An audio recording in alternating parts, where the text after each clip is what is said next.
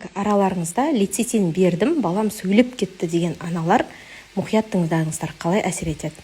Жалпы бізде сөйлеу орталығы мида екі жерде. Мына жерде есту, мына жерде сенсорлы реч, яғни естіп түсіну орталығы речтің. Мына жерде моторлы реч, яғни жауап беру орталығы. Жалпы мен жаңа айттым, лецитин бізде нандай нейрон болса, дәл осы нейронның мына жерде сыртындағы миелин қабығының түзілуіне қатысады дедім. Ал енді қараңыздар, миелин қабығының түзілуіне қатысатын болса, бұл миелин қабығы не істейді?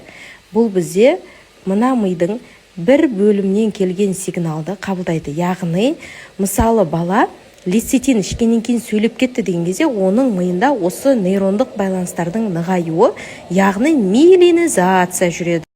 Енді бізде ең бірінші, мына жерде есту арқылы бала мысалы естиді дыбысты.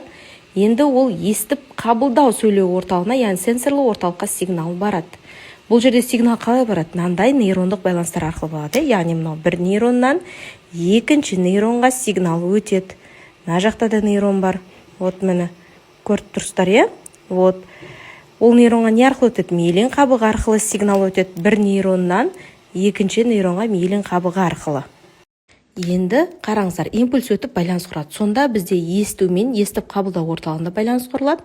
Содан кейін мынау сөзді түсіну сенсорлы реч орталығы мен бізде моторлы реч орталығы арасында байланыс құрылады. Яғни нейрондық байланыстар нығайып құрылғаннан кейін сіздің балаңыз лецитин ішкеннен кейін сөйлеп кетеді.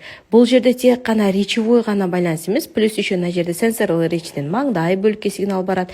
Яғни бала түсінеді айтқан сөзді, Одан кейін маңдайдан бізде мысалы шүйде бөлікке, мысалы Алинор деген кезде басын бұруы, қарауы, ау деп жауап беруі осы лецитиннің именно миелиновая оболочканың құрылуына қатысуы арқылы мида нейрондық байланыстардың нығаюы болып табылады. Нейрондық байланыстар нық құралса, мен бағана айтқандай, мидың барлық функциясы толық қалыптасады. Былайша айтқан кезде 100%.